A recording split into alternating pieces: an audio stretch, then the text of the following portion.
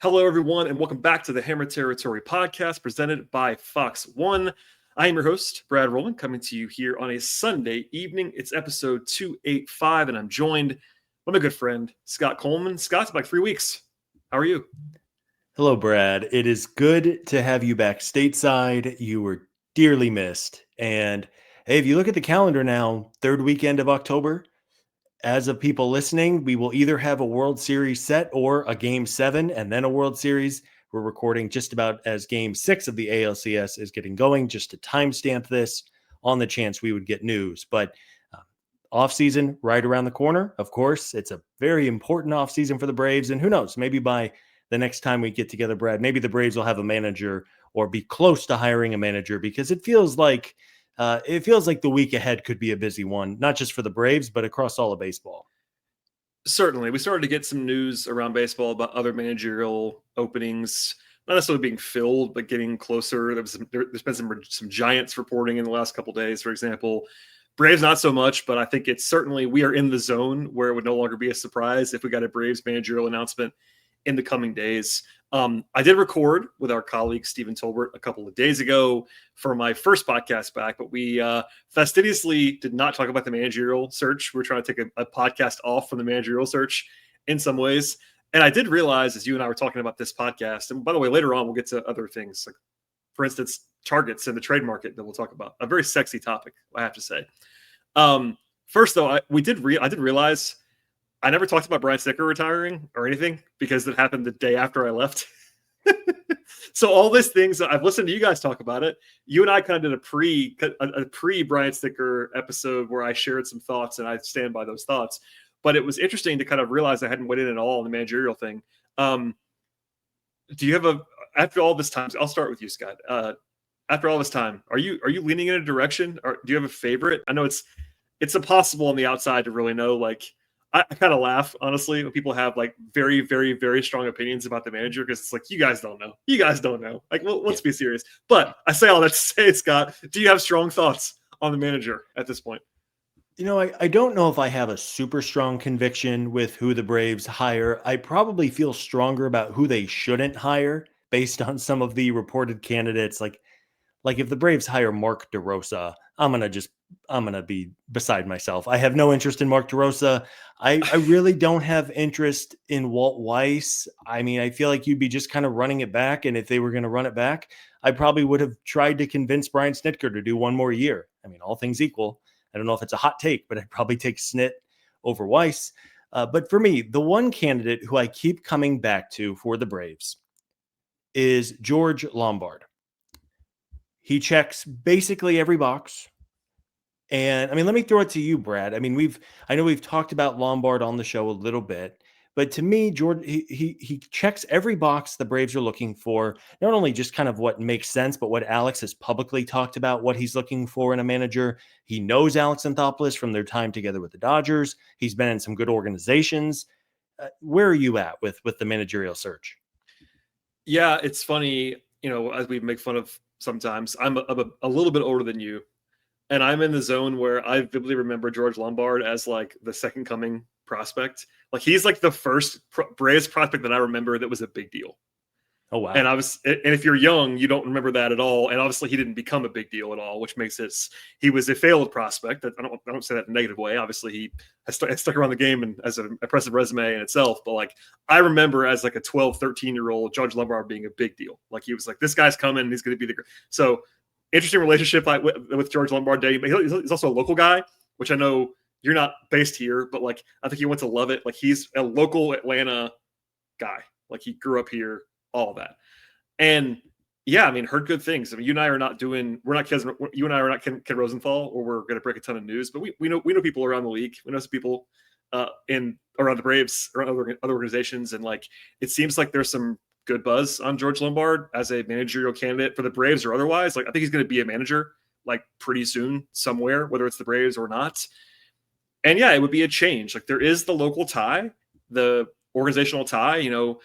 I'm not someone who thinks that they have to hire a Braves way, giant quotes, person. I actually kind of prefer they don't do that. But someone like this is perfect in that if they want a little bit to be able to throw a little bit of a bone to the fan base to say, hey, this is a Braves guy, drafted by the Braves, played for the Braves, local guy, but not a like dyed in the wool, been here for 20 years guy. So I say all that, like the intel is great. None of us know if he's going to be a great manager. I won't claim to know that, but if they announced George Lombard as the manager on Monday, I would be happy. I would feel good about that. Acknowledging that we really don't know, I would feel good about that on the announcement, which is a good test case. And there are other candidates too. Like I'm intrigued by Ricky Weeks, like a former player, Brewers associate manager, like another kind of younger guy, not necessarily he's not 30, but like a younger guy has similar qualifications to Lombard. Like it doesn't have to be George Lombard, but I would feel good about that. And there's a little bit of steam, it seems like, behind the scenes. Yeah. So I was curious, and I asked around some people in Detroit about Lombard, and basically the one consensus is that he is an A+ human being. Yep, heard the same. And I think if I took anything away from what Alex Anthopoulos said at his end of year media availability, he just kept talking about the character and the man beyond the dugout as like the priority for his managerial search. And everybody around Detroit raves about George Lombard. And funny enough, one source actually said he might almost be too nice, where there might even be like a smidge of hesitancy that when the poop hits the fan and a manager has to make tough decisions or deal with the media about a tough situation, that would be new to him. Now, I think that's something you can grow into. But the fact that that was really the one big takeaway from people in Detroit, he's been the right-hand man to AJ Hinch, who is a fantastic manager. The Tigers have gotten the absolute most out of the talent on that roster the last couple of years. It's a very forward-thinking front office that embraces analytics and some of the new methods that teams are using to evaluate players and win baseball games. And then before then, Lombard was with the Dodgers, and that's where Anthopoulos knew him. He was the first base coach during that time. And, Lombard has done basically everything there is to do in baseball other than manage. It just kind of feels like it might be his time now. Yeah, that's the one sticking point. I mean, we're not breaking any ground here, but I get it. I'm sure in your mentions like mine, it's like, well, he's never been a manager before. It's like, well, yeah. If that's a qualification for Alex, he probably wouldn't tell us that. If he's like dead set on someone who's managed before, that shrinks the list down. That's the reality. And that is a tiny list of candidates. At one point, Nick Saban had never been a head coach. At one point, Mike Krzyzewski had never been a head coach. At one point, Bobby Cox had never been a manager. Like, it's your first time for everything. And that to me is so far down the totem pole for prerequisites. I'm with you 100%. I just think that, like, unless that's something that he's in his head, like everything else that you see for Lombard is positive. He's not the youngest. I think he's 50. Yeah, he just turned 50. Yeah, younger guy, but not a spring chicken. Like not someone who's going to be the same age as the players.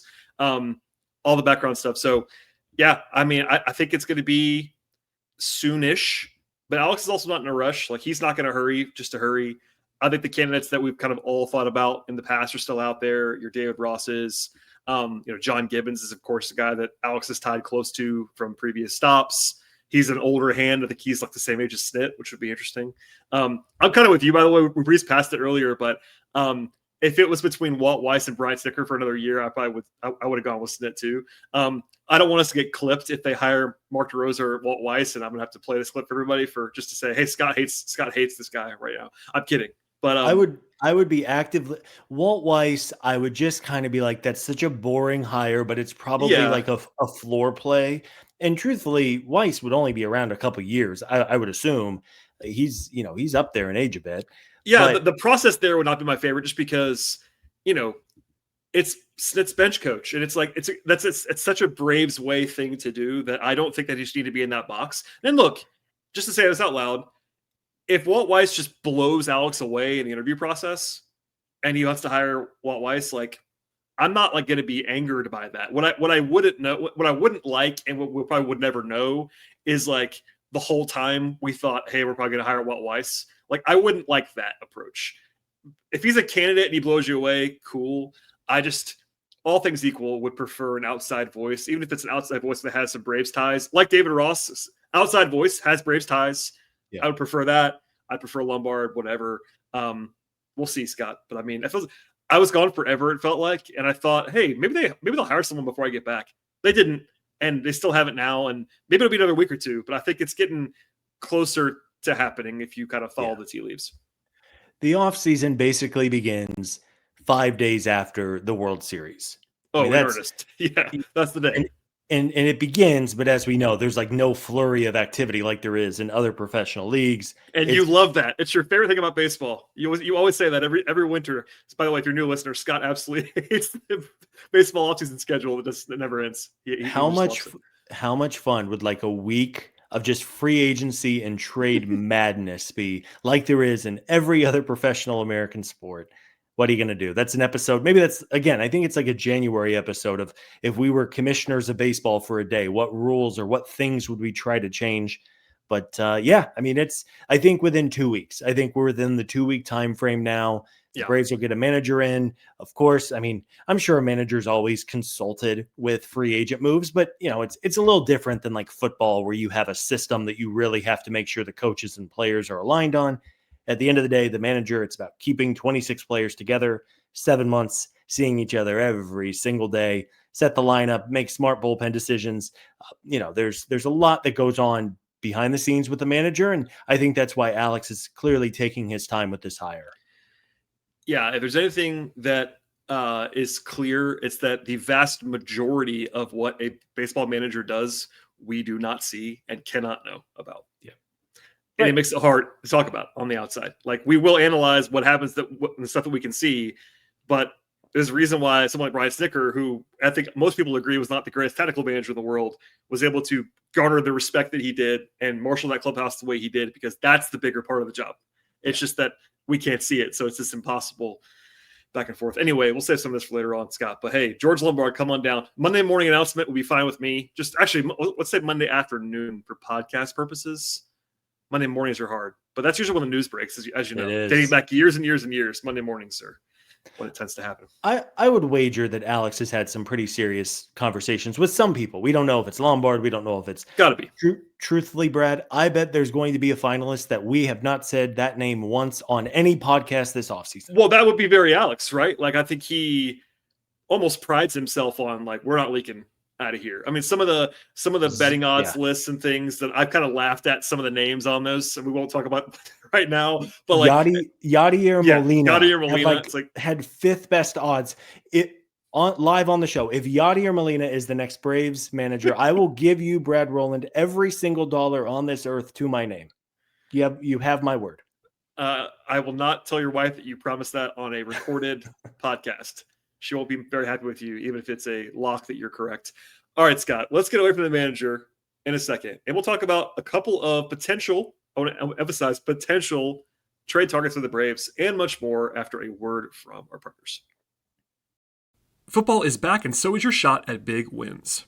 With DraftKings Pick 6, the official daily fantasy partner of the NFL, your game day instincts can score you real money fast. Here's the play. Just pick more or less on 2 or more player stats, or break out rookies to elite QBs, and unlock the upside that every snap brings. The better your calls, the bigger your payout. And here's the kickoff bonus.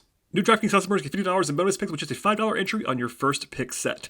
This season, play your player instincts, download DraftKings Pick 6 app right now, and use code FOUL. That's code FOUL. Play just $5, get $50 in Pick 6 bonus picks. Make the call, ride the upside in partnership with DraftKings Pick 6. The crown is yours. Gambling problem? Call 1-800-GAMBLER. Help is available for problem gambling. Call 888-789-7777 or visit ccpg.org in Connecticut. Must be 18 and over. Age and eligibility restrictions vary by jurisdiction. Pick 6 not available everywhere, including New York and Ontario. Void where prohibited. 1 per new customer. Bonus awarded as non-withdrawable Pick 6 bonus picks that expire in 14 days. Limited time offer. See terms at pick6.draftkings.com/promos. All right, welcome back to Hammer Territory, presented by Fox One. And after discussing managerial candidates, this stuff's a little bit more fun. I got to be honest with you, Scott. Like, talking about players is just more fun. It's just what it is. Yeah. And this one's an old stalwart. And I honestly, I hadn't seen the reporting. I'm going to let you tee it up a little bit. All I got was a message from you that included the word Sonny Gray. And I got to say, Scott, I had a giant smile on my face because of the players who have never played for the Braves. Sonny Gray might be number 1 on the all-time list of discussions between you and I on this podcast. Yep. Like, if he's not number 1, he's definitely in the top 5, like, comfortably. Because I feel like every year we do this, and again, it kind of makes sense. So Sonny Gray, trade target. We're back. We talk about him every year because he's good every year. Like he is. So just to tee up the segment, MLB Trade Rumors did a pretty lengthy deep dive on trade possibilities for Sonny Gray. If folks don't know, the Cardinals have new leadership in their front office, and they've basically admitted that they are going to finally do a rebuild. The Cardinals are trying to maybe not do like an absolute tear it down to the studs rebuild, but they have some obvious veterans to sell. And in that article, they listed a handful of teams who would be potential trade suitors for Sonny Gray, and they listed the Atlanta Braves as number one on their list. Makes sense to me. I mean, yeah. So let's quickly talk about Sonny Gray and just do a quick rundown. And really, the biggest thing with Sonny Gray is that this guy is remarkably durable, and I think that's something the Braves so desperately need in their pitching staff. The last 3 seasons, he's made 32 starts, 28 starts, and 32 starts. Over the last 8 seasons combined, Sonny Gray is 12th in innings pitched among all starting pitchers in Major League Baseball. So sure, you can also, other side of the glass, this guy has a lot of wear and tear on that elbow, but he's also not like a flamethrower. He's not humming 100. He's kind of a junk baller, and that almost has a negative connotation, but he is a crafty righty. He can still throw a fastball 92, 93, but this is not somebody who throws 101 in order to get there. Incredibly durable. Did have a 4.28 ERA this past season with the Cardinals, but much, much, much better peripherals. Had a 3.39 FIP, 3.07 FIP, xFIP, like a 3.7 expected ERA. So basically every metric in the world tells you that Sonny Gray was unlucky this past season. And even then, like a 4.2 ERA is not, it's not the end of the world. You would hope that if the Braves do trade for him, he would be a little better than that next year. But there's a lot of data to support that even though he's going to turn 36 next month, they still has a lot in the tank and would obviously be a big boost to the Braves rotation. Yeah, absolutely. And I think, elite breaking stuff, like 97th percentile in StatCast breaking run value, basically, just as off-speed stuff's fantastic. The kind of guy who can age really well. And he'll be 36. So that's not young. It's also not 40. It's not 41. It's not Charlie Morton age, just to say that name out loud. But he's owed a lot of money. That's the first thing people are going to say. He's owed $35 million this year. Now, that's a lot of money. A lot of money. With that said, Alex does tend to like, even if he has to overpay a little bit on a 1-year basis, not having to commit a long-term contract to a starter, which definitely appeals on the Sonny Gray side of things. Yeah. I understand, though, look, every time, even when we talk about 20 plus million, there's a segment of the fan base, and really any fan base, I'm sure, that just recoils in horror. I remember a conversation we had about Charlie Morton when it was like, $20 million for this? He's not even an ace. It's like, well, I understand. And then you look at like the value metrics that Fangraphs has or whatever. Like, for instance, Sonny Gray had a decent season last year, wasn't great, and he was quote unquote worth like $29 million last year. Like, that's what it costs for guys like this. And the amount of money goes up and up and up and up. It is what it is. But the short-term nature of this, I know not everybody likes this approach from Alex. We're just trying to be practical to say he doesn't like to give long-term contracts at big money to starting pitchers. And if you want a certain quality of starting pitcher, one way to kind of do both would be to acquire someone on a big contract, but also has one who's expiring pretty soon. This feels to me a lot like Chris Sale 2.0. Now, kind of. I'm not saying that if the Braves get Sonny Gray that you should go print your Cy Young 2026 tickets for Sonny Gray, but no, Chris Sale's upside was always higher than Sonny Gray's upside. Sure, for sure.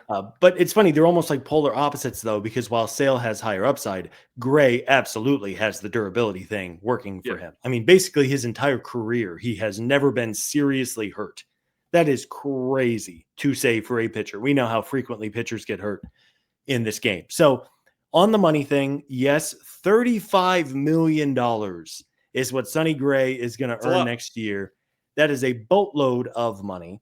However, in that report from MLB Trade Rumors, the Cardinals are now reportedly open to including money in their trades in order to improve the prospect return, which is exactly what you should do in a rebuild to get more prospects. I will say, I don't think you want the Cardinals to cover like $20 million because then you're going to have to give up a lot more in prospect capital. But for those kind of recoiling, and I'm somewhat one of them, at the $35 million price tag, if St. Louis threw in 5, 10, maybe even like 12 to 15 million, then you would only have more money to go add a closer, to add a shortstop, to add another bat, to add more bullpen depth. Like it's a sliding scale. And I think you're trying to find the sweet spot of, okay, we'll give you a pretty good prospect, but you have to throw in X dollars and try to find that sweet spot. Yeah. And again, like it's going to cost. In fact, we'll talk about a player in a minute on the show who would be a lot cheaper monetarily. Similar quality of pitcher, but a lot cheaper monetarily. But because of that, would cost a lot more, you would think, in prospect capital. And there is a balance there, right? And it depends on what else you want to do. It depends on what ownership's spending tolerance is. You know, the Braves famously this year reset their clocks and taxes and all those things. And that's okay if you now go back over them now and spend the way that you were spending before. TBD on that. But yeah, there's a middle ground here for sure with Gray. He has a no trade clause as well. I would imagine the Braves would be an interesting team for him if it got to that point. I don't want to ever say that a guy is definitely going to waive no trade clause until he does or until he says he will. But given that he's a Southern guy, it's a good team on paper. I know they were a good team last year, but the Braves are projected to be a good team again, a better team than the Cardinals. And you know, if you're not in love with being in St. Louis in the middle of a rebuild, which I'd imagine a 36-year-old probably isn't, I would guess the Braves would be an attractive enough team for him to waive that. More, not all the time, but some of the time. Yeah, Sonny is from Nashville. He pitched at Vanderbilt, so he's from the region. And yeah, I mean, you never want to pretend to know what's going in a player's head, but it would. There are some guys who are just like not going to do it no matter what. You remember the Byron Buxton reporting earlier this winter, and maybe he saw us on that, but there was like it could not have been more definitive. It was like I am not waiving my no trade clause for any reason.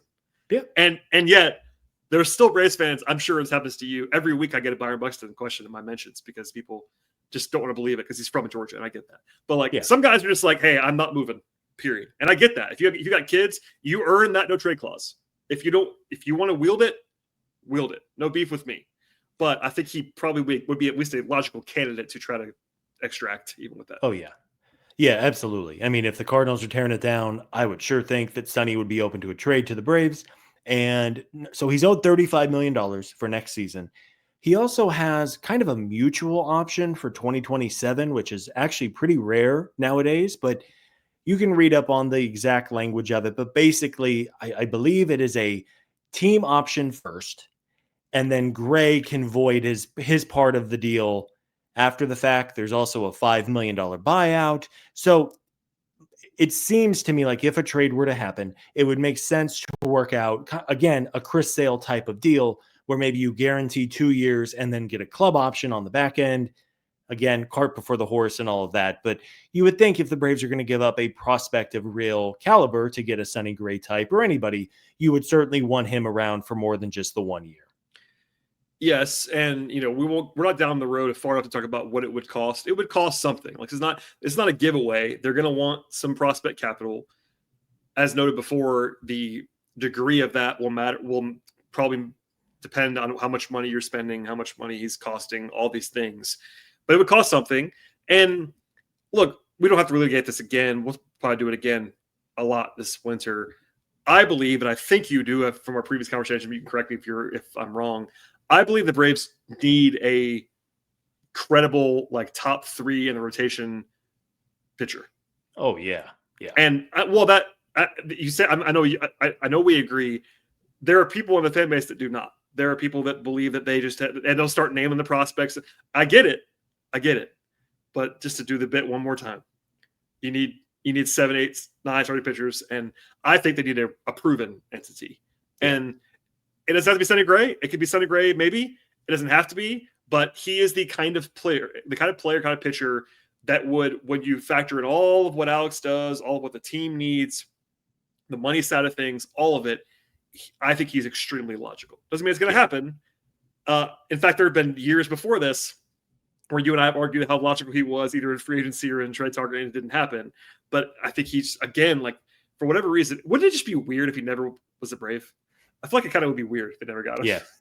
Oh, Sonny has felt like a Brave forever. There was also, and then we'll get off this, but there was also a note in the trade rumors report that the Braves were reportedly interested in Sonny Gray. Of course they 2 were. years ago when he signed with St. Louis. He got a fantastic contract from the Cardinals, and he's been worth that money so far. Again, he's getting a little bit older. He is not, I guess, a 1,000% certainty, but you think about this rotation, Brad. Sale, Schwallenbach, Strider, Gray.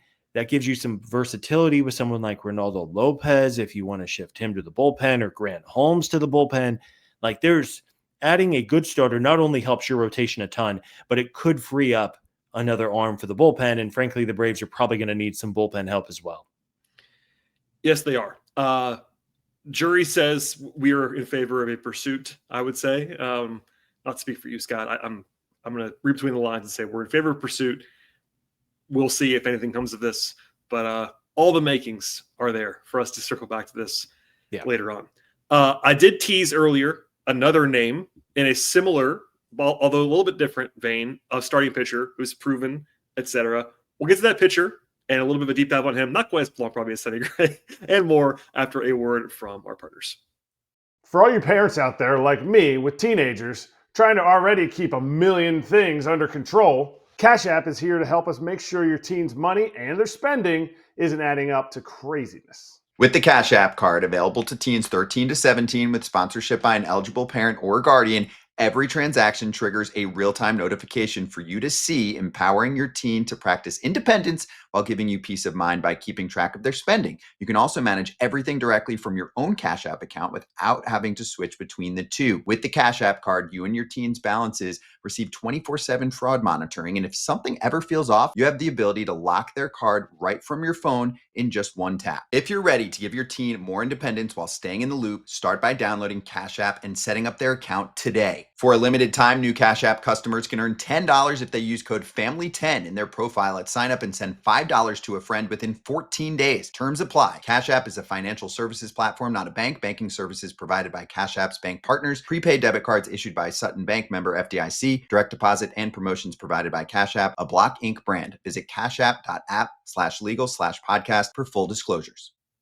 Okay, Scott, welcome back to Hammer Territory presented by Fox One. And after talking about Sonny Gray, Freddy Peralta has come up.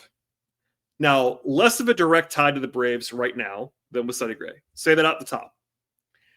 But I had someone that's a listener, I won't say who because they didn't want me to say, send me the link right away to this, and I'd seen it too. Andy McCullough of The Athletic wrote a piece in which he highlighted Peralta as a player that the Brewers are, quote, expected to at least field offers on this winter. And unlike Sonny Gray, Freddy Peralta is cheap. Freddy Peralta makes $8 million in 2026. And actually, it's a club option the Brewers have. Now, that's going to be picked up without a question. But $8 million is a fixed cost. And if the Braves were trying to be a little bit more cost conscious, he would be a fantastic target. With that said, and I alluded to this already, I would imagine that will cost a pretty penny as far as prospects are concerned. Because the Brewers are trying to win. The Brewers are not a rebuilding team. They're trying to win. So if they're trading him because they don't think they can re-sign him, pretty much. Like, if Freddy Peralta has a good year this year, he's going to get a lot of money next year, which is part of this. But if you were the Braves and you're trying to, like, maybe it would probably be a rental, or maybe you find one of your Alex Magic extensions, but probably a rental. But hey, a really good $8 million rental and a player who is a two-time All-Star, 29 years old, who's been like not an ace probably, but like a top, I don't know, 30, 40 guy in the league, and that's a really, really good pitcher. At least, yeah. Freddy Peralta is really good. He's been really good for a while now. And what's interesting, and you said this a moment ago, is Milwaukee's obviously trying to win. Like they just led baseball in regular season wins, and they're probably looking for like either big league ready talent or guys in AAA who are knocking on the door. The Braves do have some of that in Gwinnett, especially on the pitching side. Maybe those pitchers would be of interest. The concern with Peralta is you give up a lot in prospect capital, and then you have to go and pay $200 million. Or you do it knowing it's a 1-year rental, which I don't think is the most Braves thing to do. Like if you're paying what it's probably going to cost, it's really hard to swallow and say, all right, we got 1 year with Freddy Peralta, especially when you're coming off of what the Braves just did last year.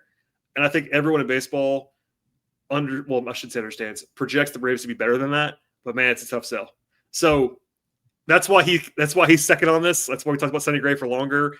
I think Gray is so much more likely than Peralta. But when a player like Peralta like gets reported out there from a good reporter to say, hey, the Brewers are going to take offers, it's a name to put on the list. It is. And, it's, again, we don't know what kind of financial situation this team is going to be in this winter. So it just becomes a numbers game. So let's hypothetically, Brad, say the Braves sign Ha-Seong Kim at $17 or $18 million.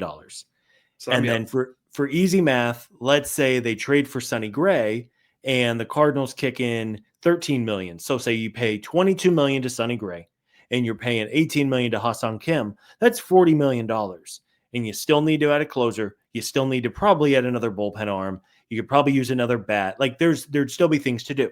Now, if Alex Anthopoulos has $45 million to work with this offseason, then trading for like a Sonny Gray is going to probably be pretty tough because then it's just the math doesn't work out very well. So maybe then he could be forced to trading for a Peralta or a cheaper starting pitcher in order to kind of check off everything on his list.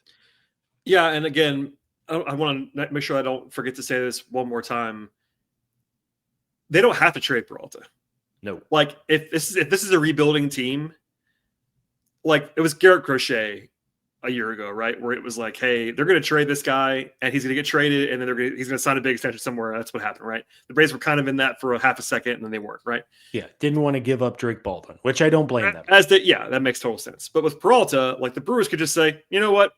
We're going to do one last ride with him. He's going to leave in the winter, but we think we're a World Series team. They could credibly say that with a straight face, right? Yeah.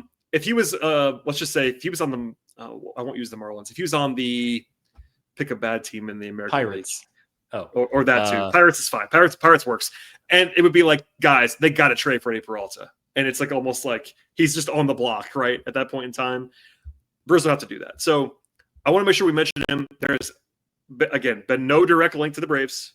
Unlike with Gray, where there was a report, not necessarily a report of interest, but like a very, very logical Brave-centric viewpoint. Peralta doesn't have that, but he is a guy that like got reported to be potentially available, and a guy who's 29, who over the last 700 plus innings has a 3.3 ERA. Like he's a very, very good pitcher. So make a call, Alex. And nothing else. You got to call, and he will. Alex calls it everybody. He'll make a call. But yeah, I'm going to say if Peralta is actually available, I mean, Milwaukee's going to have their choice of about 15 teams who are going to make a phone call. As they should. I mean, when the guy with $8 million, like everybody can be calling. Even the cheap teams could call. Like even the teams like the Rays who like don't do that could reasonably call on Freddy Peralta when he makes $8 million. So anyway, one more thing, Scott, before we get out of here. And it kind of came out of Steven and I talking on Friday, which people, if you've missed that conversation, listen to that one. We appreciate it. Please subscribe to Hammer Territory, anywhere you get your podcasts. A question came out of that actually that I want to ask you, because I kind of waded into a little bit with Steven, but we talked about 5 players who were ranging from like likely to potentially gone from the roster. And at the very end of that podcast, we discussed like, hey, if it's a trade, who would the guys be that might get traded? And the question comes from Caleb, who says, who is the player most likely to be traded on the Braves roster? So Caleb asked us. Now I'm asking you, Scott.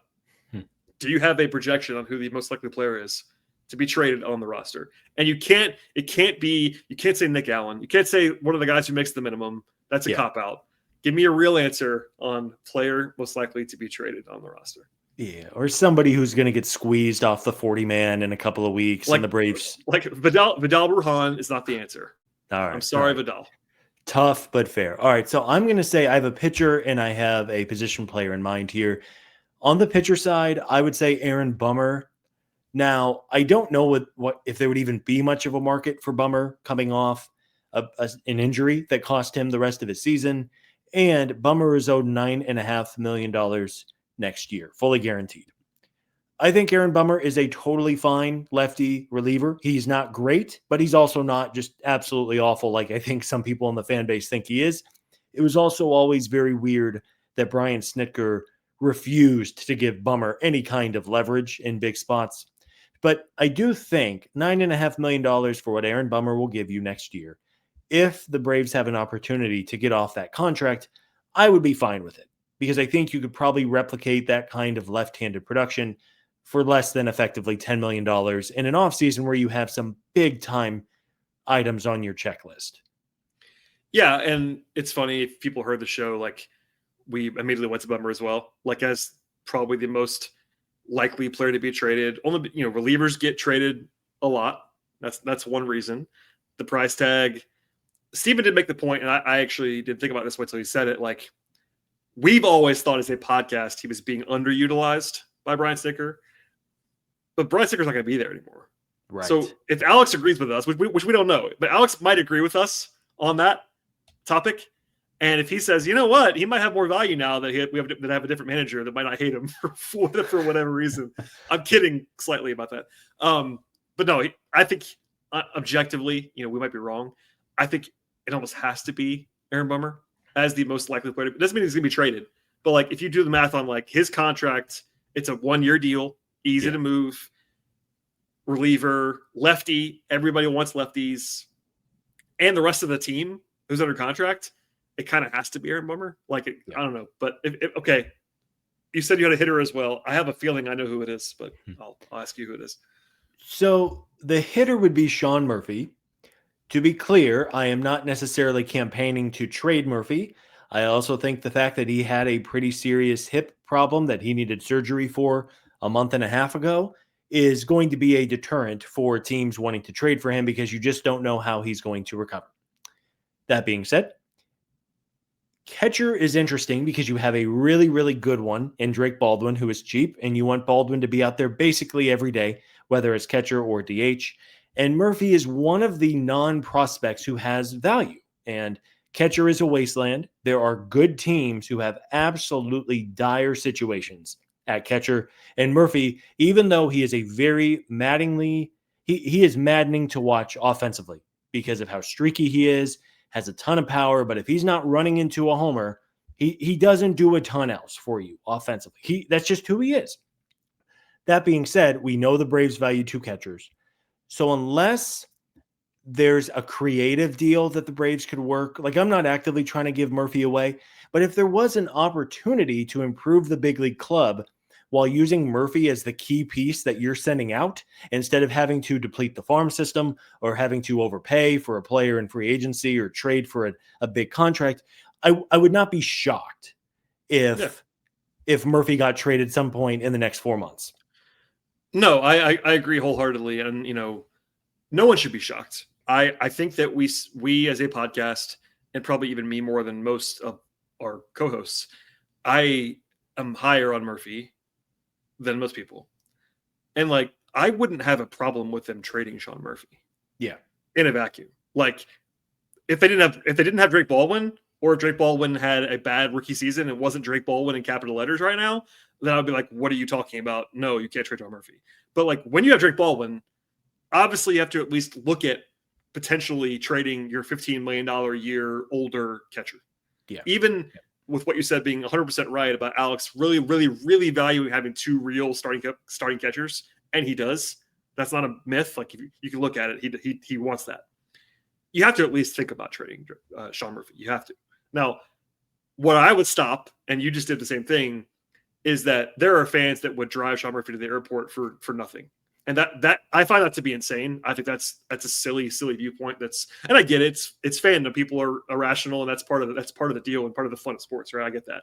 But Sean Murphy has value, to your point. Like, I don't think you trade Sean Murphy for like a Ronald Acuna level package, but like, teams would want to trade for Sean Murphy. I'm confident in that, as long as he proves to be healthy and all that with the physicals and things. But yeah, I think they could trade Sean Murphy. I wouldn't be surprised.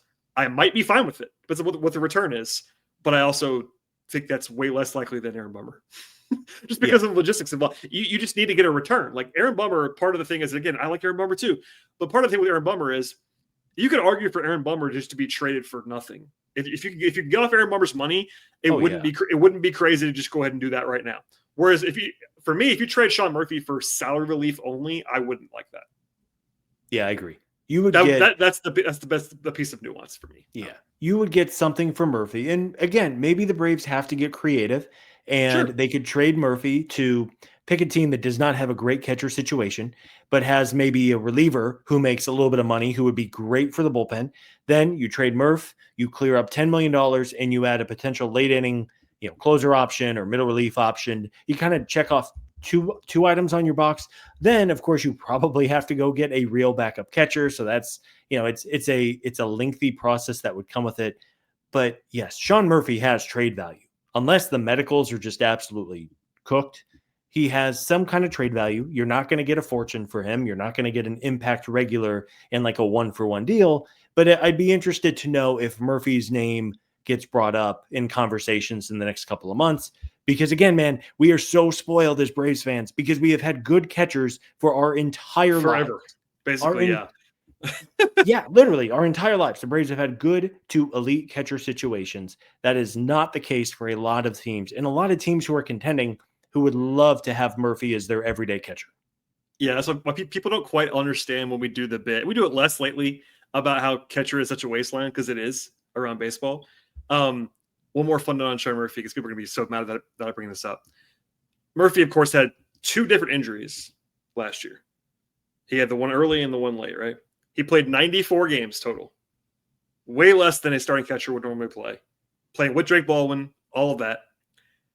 According to Fangraphs, Sean Murphy, in a really bad, and all these words people use about Sean Murphy, was worth, drum roll please, $16.1 million. Yeah. Sean Murphy's good. Yeah. I know he's Madden's the right word. Like I'm not telling you Sean Murphy's like the most fun hitter to watch. He's not. But sometimes you have to throw that out of your head. And in fact, in our YouTube comments the other day, there was an extensive back and forth, and I was trying to get out of it about Marcell Ozuna.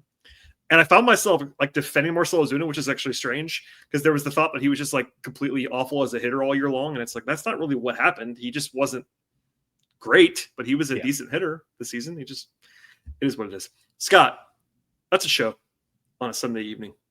Nice to be back. Nice to have you. Yeah. I guess you're having me. I haven't been here. Brad, I was hosting shows. I was doing stuff behind the scenes. I was listening. Listen, I won't. Again, I have not said where I was. I was a long way away from here. One of the hilarious things was wherever I was, no ads were filling in any podcasts.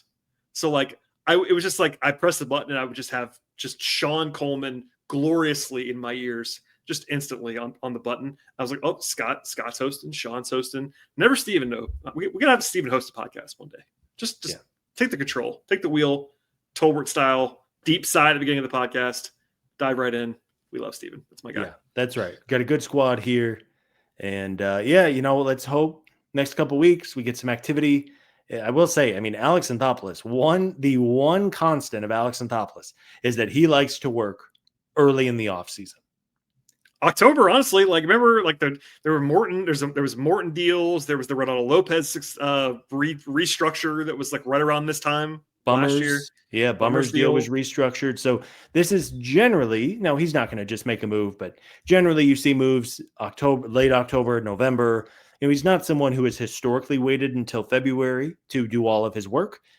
Again, we don't know what the financial situation is going to be, and that could be kind of a wrinkle in those plans, but let's hope the next month or so we get a manager. Let's get some clarity on this roster and hopefully get on our way to having a really good, fruitful offseason for the Braves. It would be fun to have some news. As we started this podcast, we'll end it as well. Managerial candidates, the most likely news that we'll get probably soon is that. That will be an emergency podcast whenever it happens, and we'll talk about it on this show. But if you are a new listener, thank you for joining us here on the Hammer Territory podcast presented by Fox One. We appreciate you being here. Please subscribe to our show anywhere you find podcasts, Apple, Spotify, YouTube, etc. Ratings, reviews, likes, comments. Please tag Scott in all of your comments. He loves wading through comments, in particular in public-facing places. Listen, I waited this long. It's Sunday. How about your Indianapolis Colts, huh? Come on. 6-1, Brad. The Indianapolis Colts being 6-1, probably the best story of the NFL season so far. It's been a lot of fun. for the universe, Brad. But it's been a lot of fun, and the last couple of years for me, the NFL seasons have been very, very unfun. So I'm enjoying it. Maybe I think Steven tweeted a while ago that this was the sports universe throwing me a bone after a just absolutely brutal Braves season. Basically the best cold start in 15 years. I really needed it, Brad. Since Peyton Manning was walking through that door, it was the last time the Colts were this fun. So That's right. Yeah. Good for you, my friend. I cannot genuinely wait for the first podcast with Steven and Sean post Bama, Tennessee. That is going to be quite a ride. Stay tuned for that at some point, maybe this week, maybe next week, whenever it's going to be. Those guys, Sean was ducking Steven this week, all the things. So that's a fun dynamic. My team's just kind of what it is. In fact, the Falcons are playing right now as we're talking. So with that out of the way, let's get out of here. Let's go watch the Falcons. Your guy, Bijan Robinson, Drake London, etc. Thank you for being here, everybody. We definitely appreciate it. Check us out, subscribe, tell your friends, and we'll see you all next time.